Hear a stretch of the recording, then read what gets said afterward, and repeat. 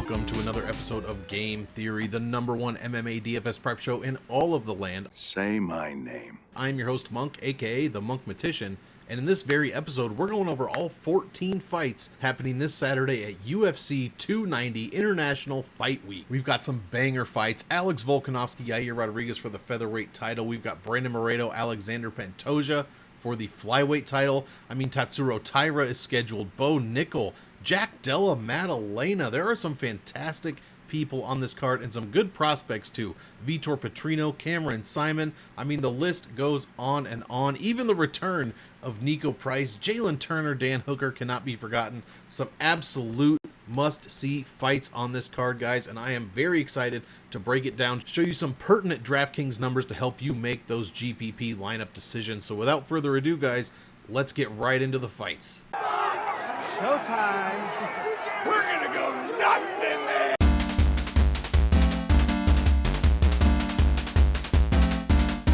Fight! As usual, please excuse the fan. It is extremely hot today here in Texas, and the air conditioner's on, but guys, I'm dying up here. Anyways, Tatsuro Taira, $9,600 going against newcomer Edgar Chairez. I'm probably mispronouncing that. He did fight on the Dana White Contender Series. Rather did Edgar. Edgar did not win his fight on the Dana White Contender Series, got outpaced terribly, especially inside the distance, basically 0 points to almost 7 per minute. He allowed just 85 in that loss, but none of his numbers are good. His strength of schedule is extremely poor at 61.5. You want to see that at about 70, and he has officially no UFC fights, controlled less than 4% of all grappling time he was involved in that Dana White Contender Series fight. Meanwhile, Tatsuro Taira, you know what it is here. Over 4 points a minute, allowing less than 2. Inside the distance, about 4 points a minute, allowing less than 2. Averages 102 per win, 63 bonus points per win, 2 of 3 wins over 100 points, which is huge, especially at 9,600. We got to get 110, 115 out of this kid if we want him to make the optimal lineup. Very good strength of schedule, 70.29, and the complete opposite of Edgar, as Tatsuro controls almost 80% of all grappling time he is involved in. I'm very much looking forward to this one. Unfortunately, Tatsuro is probably appropriately priced at $9,600. It is going to be tough to get to him this week. Supposedly we have Jack Della Maddalena, who we don't have a salary for yet, but I assume he's going to be $9,700. Nickal at 98, Tatsuro Taira at 96. These are going to be very tough to pick from. You can only get one of them, I would think, and you might not even want to play any of them. The salaries are so high. So the pick is definitely Taira. I don't see really any upside for Chairez. This is a short notice fight. The dude's coming in on like a week and a half notice, something like that, maybe 2 weeks, with no UFC fights against one of the hottest prospects, not only in the division, but in the entire sport, in Tatsuro Taira. So give me Taira. That's going to be the pick. Very much looking forward to this one, and let's keep it moving. Fuck little bodies!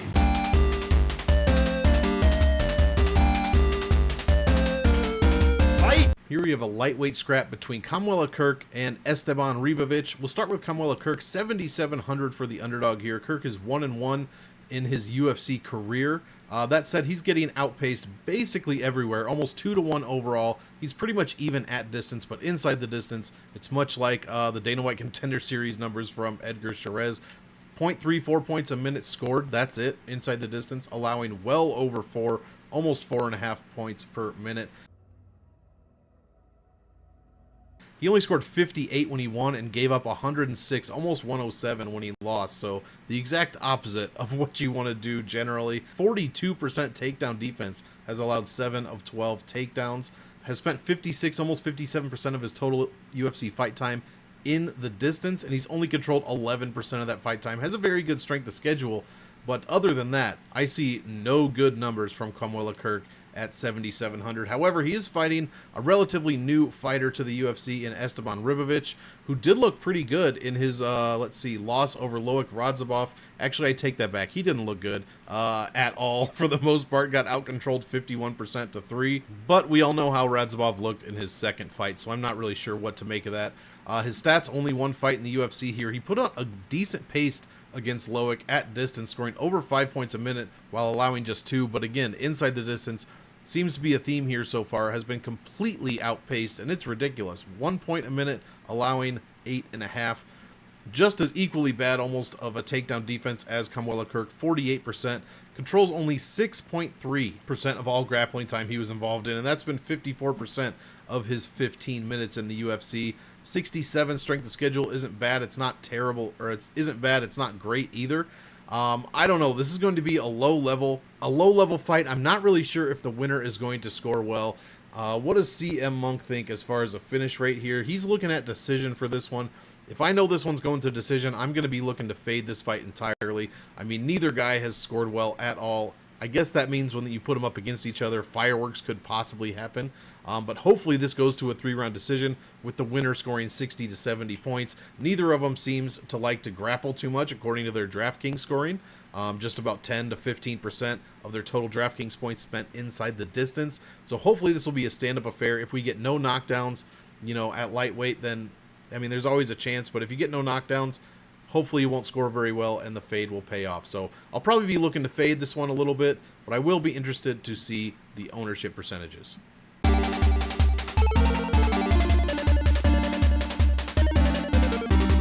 Here we have another relatively low-level fight. This one in the flyweight division. Shannon Ross, 0-1 in the UFC, $7,600 this week. Going against Jesus Aguilar, $8,600, also 0-1 in the UFC. What can we say about Shannon Ross? He got absolutely demolished by Cledson Rodriguez. Less than a minute into the first round, this fight is over. He landed one strike, no control time, got knocked down. His stats you basically have to throw out the window. The only one I really care about is his strength of schedule, and it's okay, under 70. Other than that, I mean, there are no stats here that I like.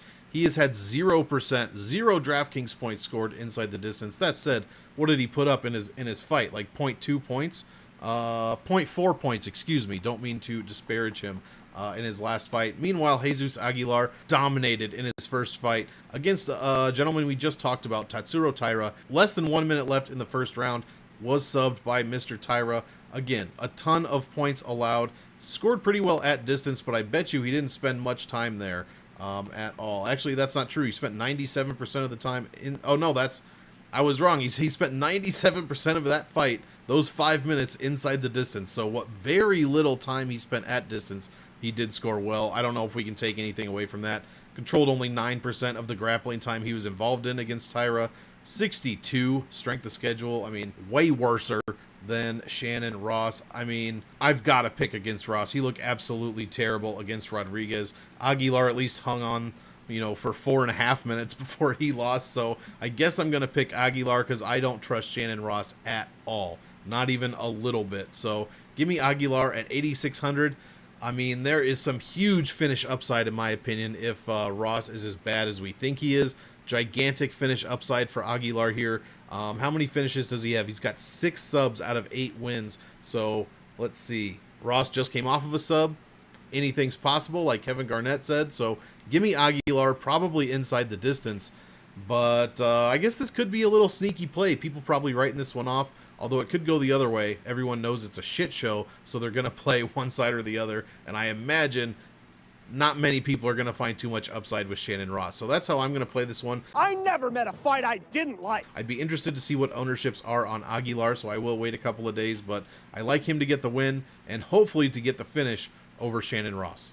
Tough little bodies!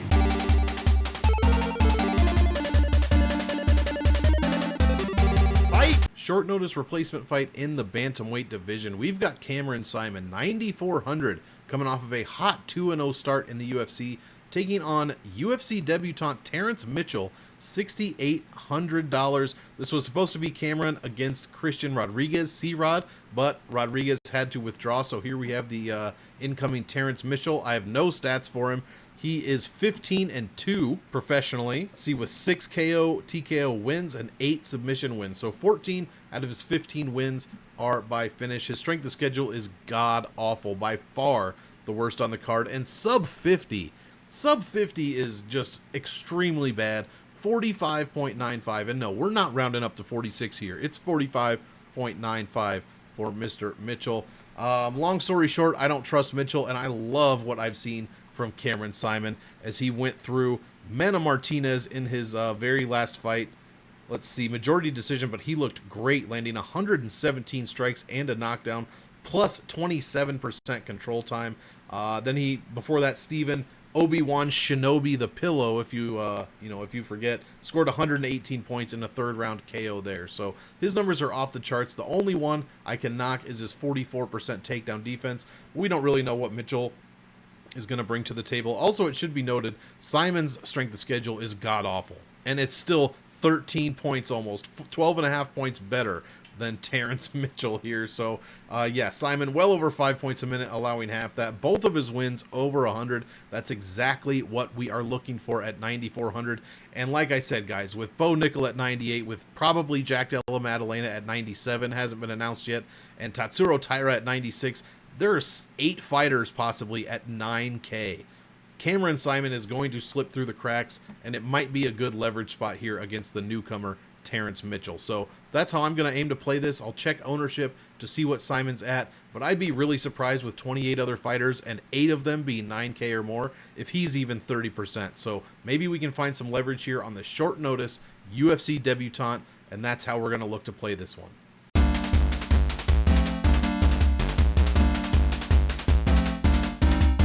Next, we go up 70 pounds to light heavyweight, where we have Vitor Petrino, 1-0 in the UFC, coming off a pretty impressive win over the Pleasure Man, Anton Turkalj, taking on Marcin Prachnio, 3-4 in the UFC, who's somehow 3-2 in his last 5, with his most impressive victory being that over Khalil Roundtree. Unanimous decision, has dropped to Felipe Lins and Slow Mike Rodriguez in those last 5. This is going to be one-sided as far as stats go. I only have 15 minutes of stats for Vitor Petrino, but he's outscored his opponents almost 6 points to 4 per minute. At distance, it's not great, but inside the distance, just about the same as his overall pacing. Actually, 6.5 to 4 points per minute. Scored 116 in that win over Pleasure Man, a 15-minute decision. I don't know if I said that. That is a fantastic score for a 15-minute decision. Absolutely incredible. 116 points, maybe not absolutely incredible. I get a little hyperbolic every now and then. You'll have to excuse me. 84.5% of Petrino's total DraftKings points came inside the distance. Controlled 57% of the grappling time. Okay strength of schedule, not exactly where we want to see it, but at 9K, this is another guy that could go completely overlooked against a guy that loves, and when I say loves, I mean loves to get finished. All 4 of his UFC losses, at least at the weight class. Let's see what he is overall. Yeah, he's 3-4 in the UFC overall as Prachnio. 4 losses, all by finish, guys. Oh, is that so? Yeah, that is so. We have no good numbers here. I mean, at distance, he does outpace his opponents by half a point per minute, but inside the distance, he's absolutely abysmal. 2 points a minute to almost 6, and that's not hyperbolic. That is the definition of abysmal right there. Scores only 79 points per win, and when Prachnio loses, here's the big one. Allows 107 average over those 4 finish losses, guys. This is a huge number that should not be ignored. Only 43 bonus points per win. Scores 78% of his total points at distance. So it looks like after just 15 minutes from Petrino, we have a pretty solid grappler going against a not very solid grappler in Prachnio. Someone that's going to look to just stand there, hopefully with his head straight up like he usually is. Controls only 26% of all grappling time he is involved in, and 3 of those 4 finish losses I mentioned for Prachnio were in the first round, guys. This is a ton of negative upside. I guess you could call that downside, but in this case, we're not going to. We're going to call it negative upside on Prachnio that flows like those recycle arrows all the way up to Petrino and gives him a little bit more upside as well to go with that 116-point win he just came off of. Again, I think Petrino could go very under-owned at this price range because the more people that play Nickal, Maddalena, Taira, 94, all those guys up top, you're not going to be able to get to another 9K guy unless you really go dumpster diving this week. So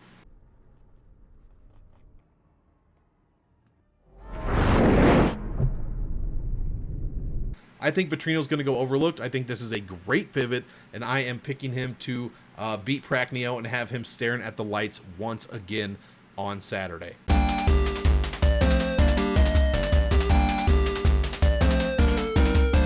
I swear I've talked about this fight recently. Oh yeah, because I did back in February when these two guys fought each other to a draw. According to the stats, Jimmy Crute won that fight, but just barely.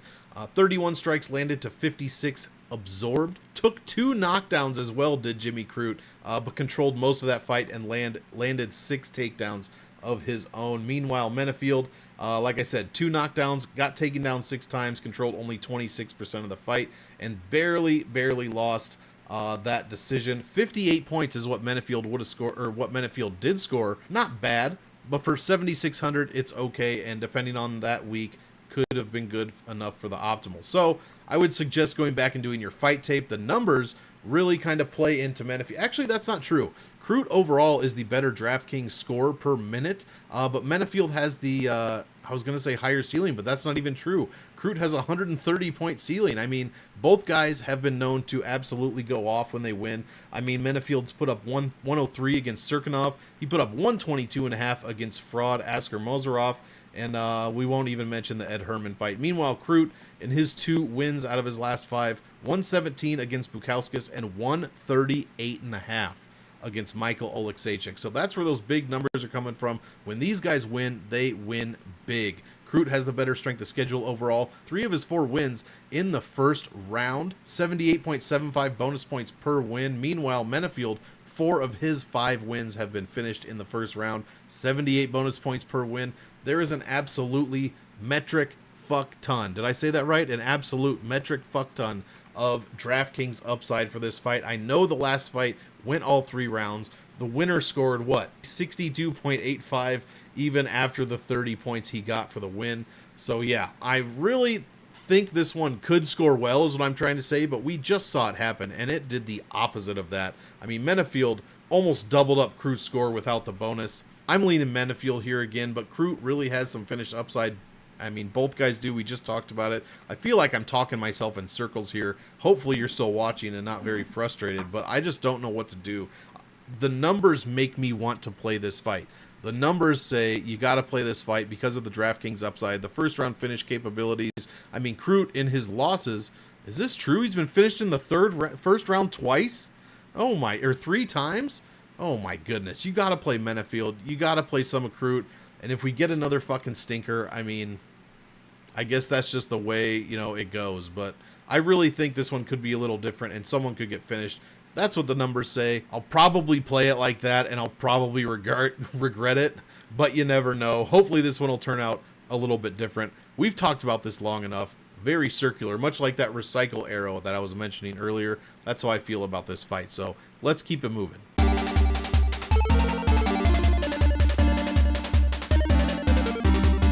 Now let's switch gears to the strawweight division. Yasmin Jauregui, 9,300, going against Denise Gomes, 6,900.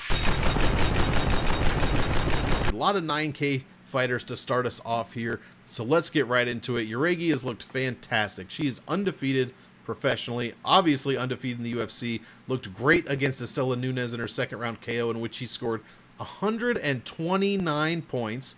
And she looked good against Yasmin Lucindo, in which she scored only 65 points. So almost half of what she put up in her very last fight. Meanwhile, Gomes lost her UFC debut to Loma Lookboonmee pretty convincingly. Pretty convincing loss, but then she turned it around and beat the hot prospect Bruna Brazil. Second round finish, scored 131.5 points to make the optimal lineup that week. Out of the fucking blue! So each of these women's previous fights have been absolutely fantastic for DraftKings. The stats kind of echo that. I don't have much else to say other than Denise Gomes' takedown defense is subpar at 33%.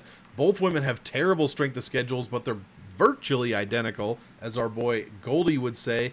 And Gomes, 6,900 in a win, has a much better chance of making the optimal lineup at 84% per win compared to just 40.5% for the $9,300 lineup. Again, I'm not trying to feel like a broken record, guys, but if 9,300 wins, it could be a fantastic pivot if Yasmin keeps up her score like she did last time. Even anything over 110 would be sneaky, sneaky good for the optimal lineup. And if Gomes, any kind of win would, you know, basically land her on the optimal lineup, you know, 85% optimal there. So I do like Yasmin Jauregui, 78, 79% grappling time controlled, 100% takedown defense in a very small sample size.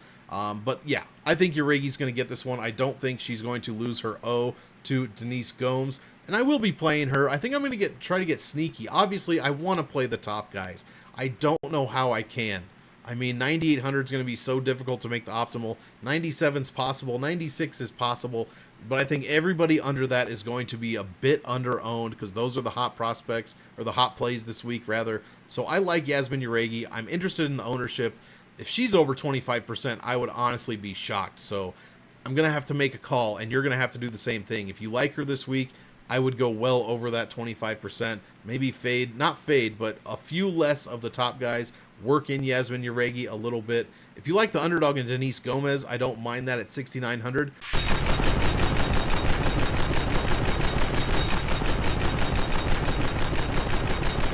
I don't think Yasmin Jauregui gets her first loss on Saturday. So give me Jauregui at 9,300, and I think I will be looking to go a bit over. If this one goes to decision, that's just a chance I'm willing to take. But she's landing, or she scores rather 2.85 strike points per minute. A few knockdowns already.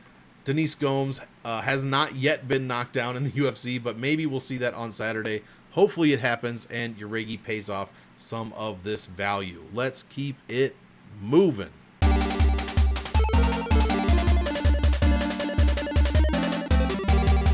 I could talk about the skills of Jack Della Maddalena all day. I love this stuff. Only come here if you like that stuff. One of my favorite prospects, but trust me, this breakdown will not take very long at all. We don't have official salaries for Maddalena and Harrell.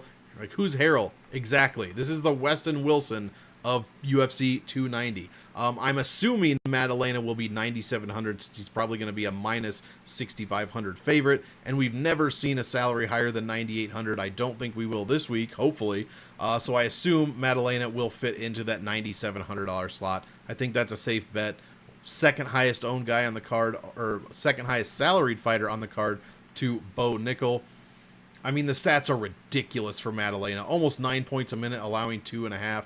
72 strength of schedule. 4 first-round finish wins. All of those wins over 100 points. I think he's made the optimal lineup 3 out of 4 times. This dude is ridiculous. And now we get someone named Josiah Harrell coming in on short notice, extremely short notice. Sean Brady just pulled out a couple of days ago, maybe like 3 or 4 days ago at this point.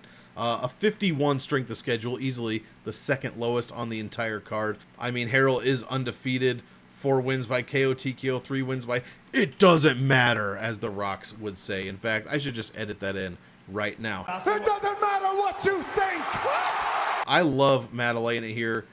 I'm going to work him into some lineups. I don't know how likely it is he'll make the optimal lineup. He does score 114.3 points on average, which is right in the range.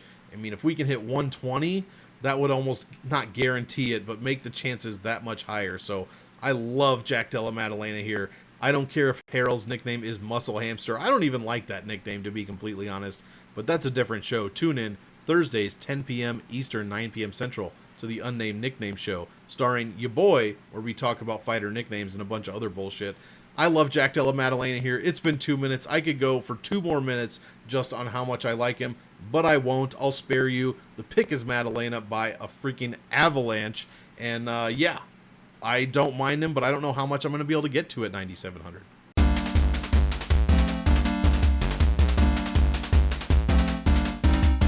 Interesting fight here. Robbie Lawler fighting once again at 41 years old, $7,300, taking on Nico Price at 8,900. We last saw Price at catchweight against Philip Rowe, in which he was 8,400 and took a TKO loss in the 3rd round. We last saw Robbie Lawler get KO'd in the 2nd round by Bryan Barberena after he looked okay in the 1st round. He was throwing bombs, he was connecting, but Bryan Barberena seems to have a decent chin these days, better than it used to be anyway. And yeah, was able to take it, and then he came out in the 2nd round and just completely turned the tables. It looked like Robbie Lawler was spent, and that's the big thing here, man. I will cheer for Robbie Lawler 7 days a week, every single time he fights. But man, every single time he fights, I just am less and less and less confident in his gas tank, in his ability to go 15 minutes, and I think it's only getting worse, unfortunately. That said, Nico Price at 8,900 I think is probably a bit crazy. The odds are probably planning on Lawler getting finished. How many finishes does Nico have? 13 out of his 15 professional wins are finishes. What about the UFC? He is 7-6. and he's got 6 wins. So 6 of his 7 UFC wins are by finish. I guess we got to go Nico Price finish here just because how Lawler has looked lately. Robbie Lawler, 91 points per win. 3 of his 9 wins over 100.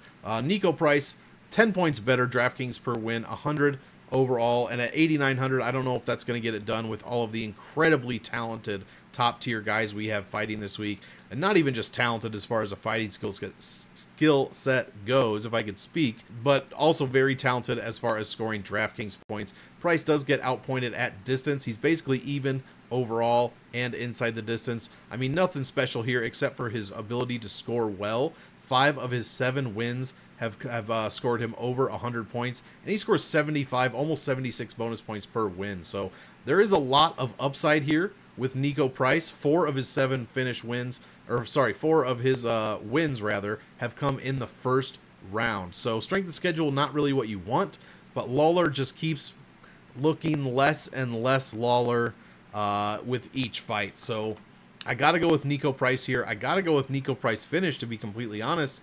And I think he has the potential to score well, at least historically. The numbers would back that up. So give me some Nico Price at 8,900. As far as Lawler goes, anything could happen. He could catch Price, and Lawler is still dangerous in the first round, in my opinion. I think he's still very dangerous in the first round. Price, how many times has he been finished? In his 12 UFC fights, 3-round welterweight fights, I should say, Price has been finished 4 times, 3 by KO, TKO, and 1 by submission. So that could absolutely happen here. Maybe you play a decent chunk of Robbie Lawler just in case he gets one on his way out, because he's got to be retiring at some point. I don't know if this man's going to I don't know if this man's going to fight to see UFC 300. I hope not, just because he hasn't looked great lately. So give me a little bit of both sides here. Sneaky little play for Nico Price, I think, but it could be also sneaky for Robbie Lawler. I think one of these guys gets finished, to be completely honest.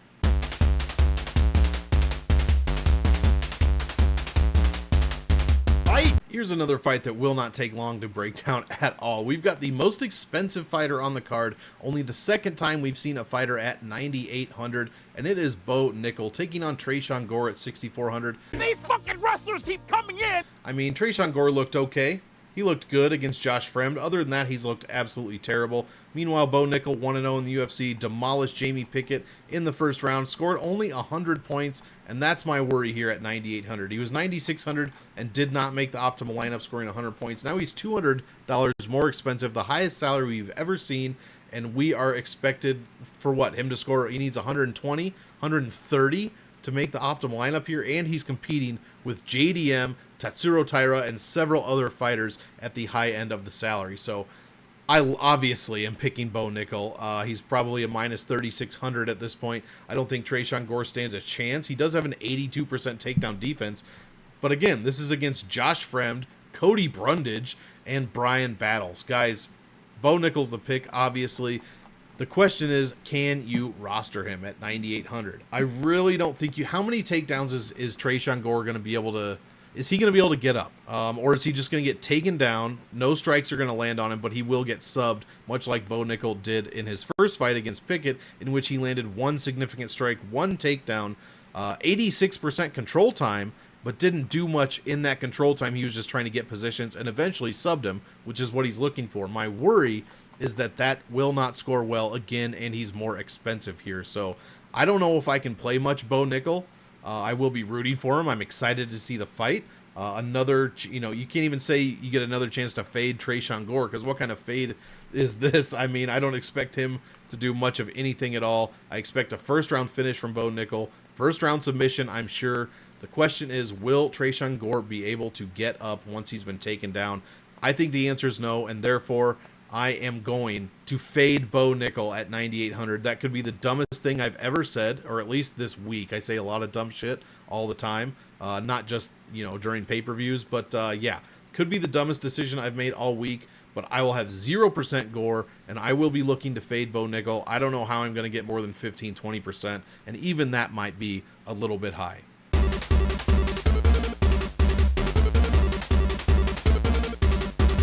Jalen Turner at 8,800 taking on Dan Hooker at 7,400. 3-round lightweight fight here. Turner looks fantastic. Inside the distance, he is getting outpaced, but a lot of that has to do with the Mateusz Gamrot fight, which was not very close, even though it was a split decision. But Turner is an absolute scoring machine. 92 bonus points per win over 5 wins on average. All 5 of his UFC wins at the weight class have netted him over 100 points.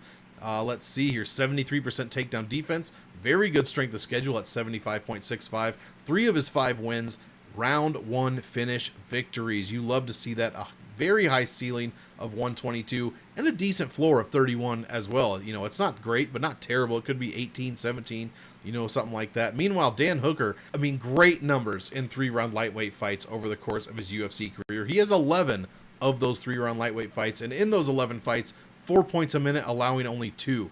At distance, he's killing it. Inside the distance, he's doubling up his opponents. 115-point ceiling and a very respectable 54-point floor. Let's see here. I was going to say controls, but rather 5 of his 8 wins at the weight class have netted Dan over 100 points. 91% takedown defense, controlled 75% of the grappling time, has the second best strength of schedule on the entire card at 79.82. Tons of round 1 finish wins, tons, or I guess 3, that's not tons, 3 of 8 round 1 finish wins, and 2 of his 3 losses have come in the first round as well. I think this is one of the must-play fights of the week, in my opinion. I am leaning Jalen Turner. I think he gets Dan out of there early, and I think he can potentially score very well in that process. Meanwhile, if Dan Hooker, you know, kind of gets back to his old ways a little bit, I know he looked good against Claudio Puelles, but come on. It's Claudio Puelles. I would put Jalen Turner closer to the likes of Arnold Allen, Michael Chandler than I would Claudio Puelles. He might not be the level of those guys quite yet, but I think he's right there. Turner's also 6'3" with a 75.5-inch reach at lightweight. At lightweight, Dan Hooker's a big lightweight, and he's only 6 foot with the 75-inch reach, and Turner will look, you know, should appear to tower over him. It's going to be fantastic. I'm going Turner here. We've got a southpaw fighter versus a switch fighter. I just haven't seen it from Hooker, man. He's lost to Chandler, Makhachev, and Allen. 3 fantastic fighters. There's no shame in losing to those guys. But the only people he's beaten in the last 2 are Claudio Puelles and Nasrat Haqparast. I think Jalen Turner, like I said, is closer in level to those lost guys than he was to the guys that Hooker has beat. And for that reason, I think the $8,800 is warranted. And I will be looking to play Turner. My goodness, man. I like a ton of favorites this week. And, I mean, can you blame me? Can you blame me? Some of these fights, I'm just seeing a lot of chalk this week. Hopefully I'll find some dogs that we like. In fact, I know I will. I know CM Punk likes a couple of dogs, including a very questionable one. But, yeah, I like Turner here. I think this is close to a must-play fight as you can get. And I think the winner scores very, very well in a likely finish.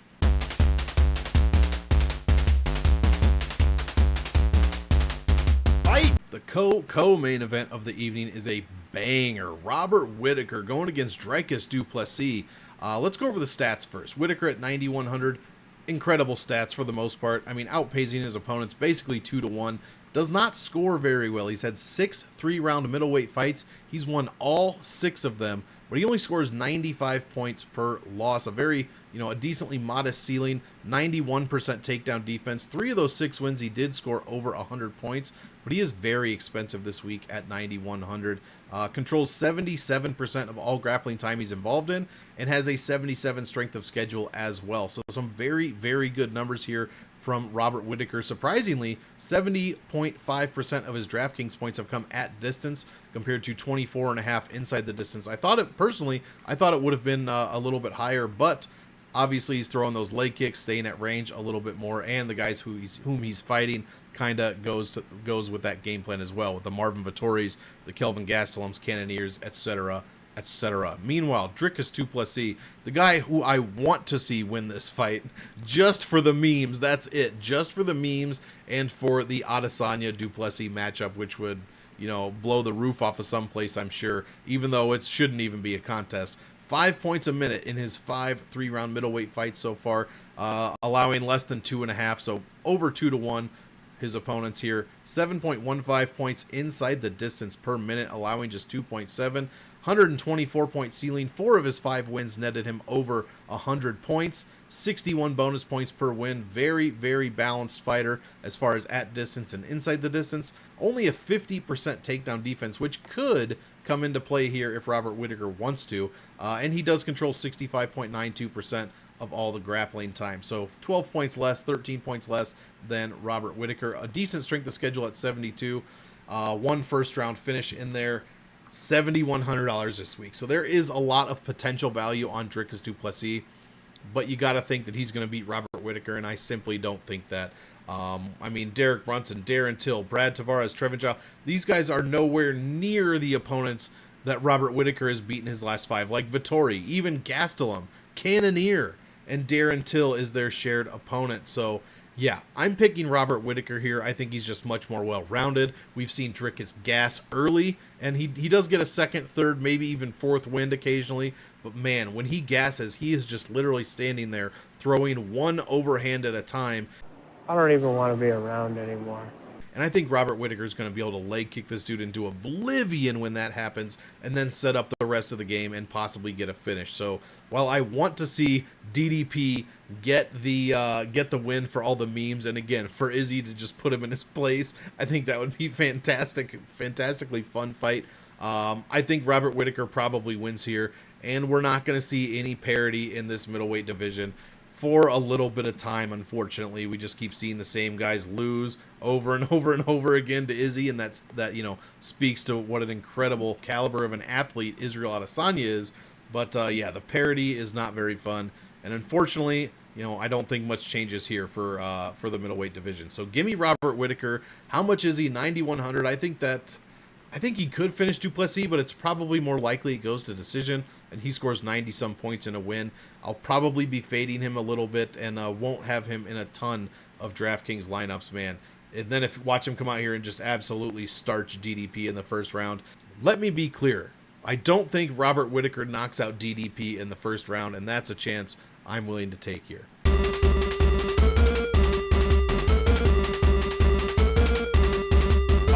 Next up, championship co-main event in the flyweight division. And we've got Brandon Moreno, the assassin baby, 8,700, taking on Alejandro Pantoja at 7,500. And man, I think the DraftKings upside is basically on one side of this thing, and I think it's Alejandro Pantoja. This guy is on fire. In his last 5, his only losses to Askar Askarov. He's beat Schnell, Manel Kopp, Brandon Royval, Alex Perez. Yeah, he hasn't fought Davison Figueiredo 4 times in a row, basically, with Kai Kara France in there somewhere. But his caliber of opponent is pretty good. Decent strength of schedule, but nobody's strength of schedule is better than Brandon Moreno. 80.37, it's the only 80 that we have on this entire card. Moreno has controlled 69% of all grappling time he's involved in. Only 22% of his 9 UFC wins, so just 2 of them have cleared triple digits, and he's only averaging 92 points per win, guys. His best stat, in my opinion, 4 points a minute inside the distance. Meanwhile, Pantoja outscoring his opponents overall at distance. Inside the distance, not so good, but it is pretty close, just a half a point per minute off. Per win, he's not scoring very well, 9,300, but he does have a pretty high ceiling at 115. 4 of his 9 wins in the UFC at the weight class are over 100 points, controls 60% of the grappling time he's involved in. Both guys have a 68% takedown defense. Pantoja, 4 of those 9 wins have been first round finishes. What a stat. And when 7,500 wins, it makes the optimal lineup 59% of the time. So there's not huge DraftKings upside with Alejandro Pantoja, but I think there's more than there is with Moreno, and we get him for $1,200 cheaper. So as far as upside for underdogs this week, Pantoja will be one I will absolutely consider. Plus, this is a 5-round fight. So we have 2 extra rounds, 10 extra minutes for Pantoja to not only get it done, but to score and rack up those striking points. So that's what I will be looking for here. He also has a decent takedown and control time game where he is averaging 1.03 points per minute, while Brandon Moreno gives up almost half a point per minute in those categories. So give me some new blood in flyweight. I like Brandon Moreno as much as the next guy, but man, I would love to see someone named the Cannibal become the UFC flyweight champion. So I'm going with Pantoja. I will have much more of him in DraftKings than I will of Brandon Moreno. That's how I'm going to play this one. Little bodies!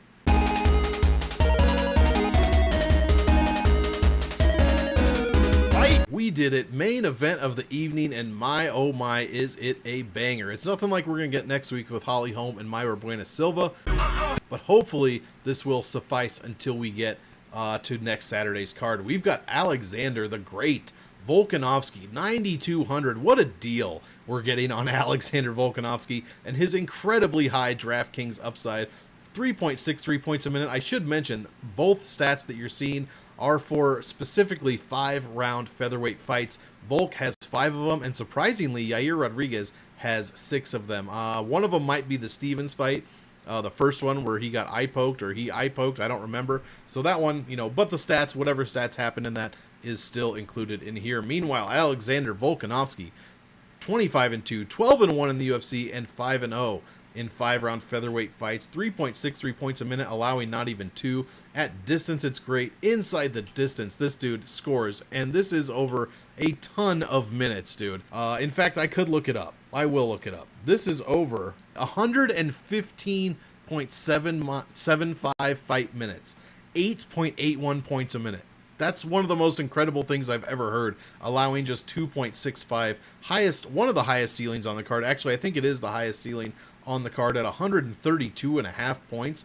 I mean, 4 of his 5 wins in 5-round featherweight fights, 4 of those wins are over 100 points. Controls 90% of the grappling time he's involved in. That's unreal. 75% takedown defense, 74.64 strength of schedule. I mean, there's nothing else I need to say about Volk. He's one of the greatest of all time and could cement his place if he gets this win, moves up to lightweight, does anything of worth at that weight class. Could be one of the greatest of all time. He's certainly one of my favorite fighters, and I'm really looking forward to see him fight Yair Rodriguez on Saturday. That said, I'm going to be well over the field on Volk. At 9,200, there's like 6 fighters priced higher than him, 5 or 6, something like that. We're getting a deal, I think, on Volk here. I think he's able to beat Rodriguez, and I will have him in a ton of lineups. But before we get to that, Rodriguez has some okay numbers in his 6 5-round featherweight fights. His overall pacing, he's barely got the edge on his opponents. At distance, it's okay, 0.7 points per minute greater, but inside the distance, 2-1 for his opponents, outpacing him. And now you're fighting Alexander Volkanovski, who I just said scores 8.81 points a minute on average over 116 minutes.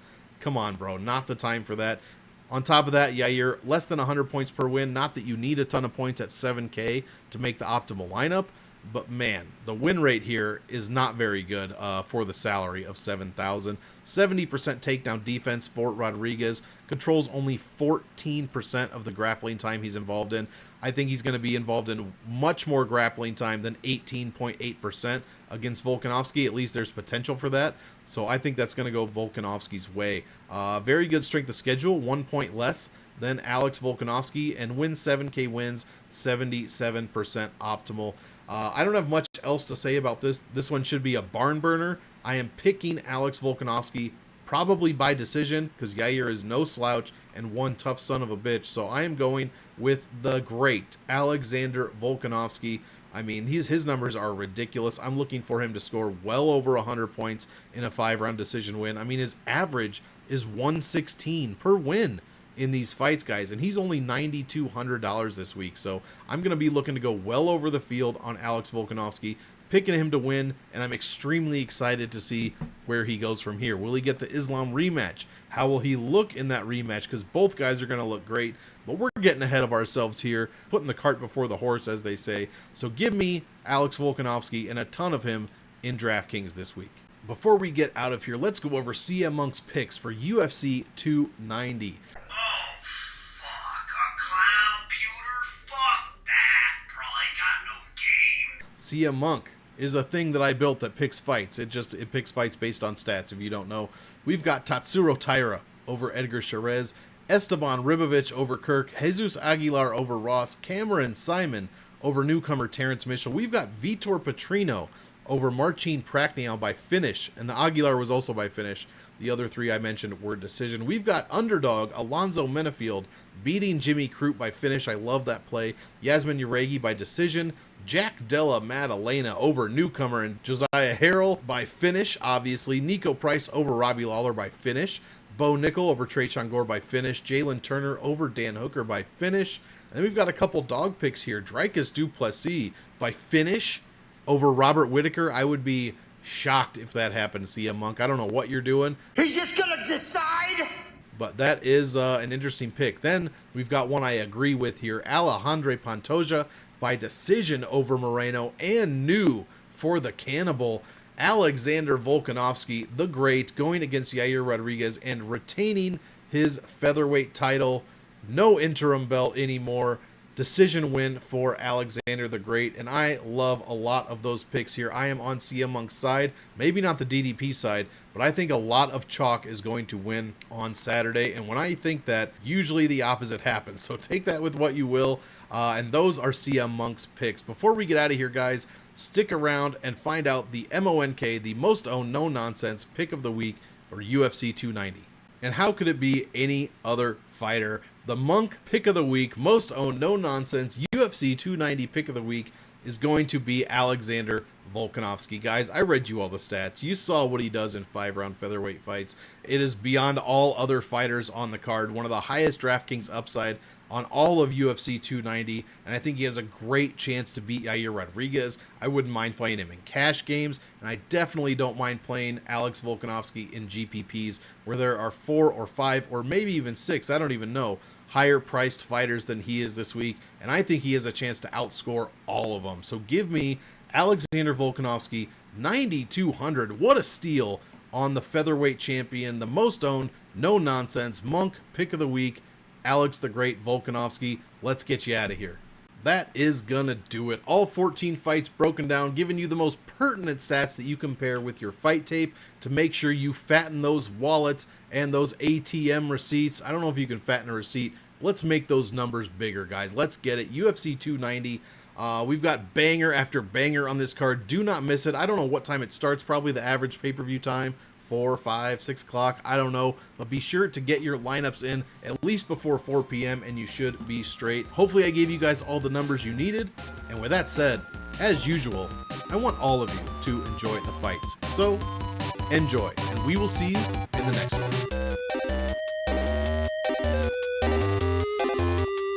Only come here if you like that stuff.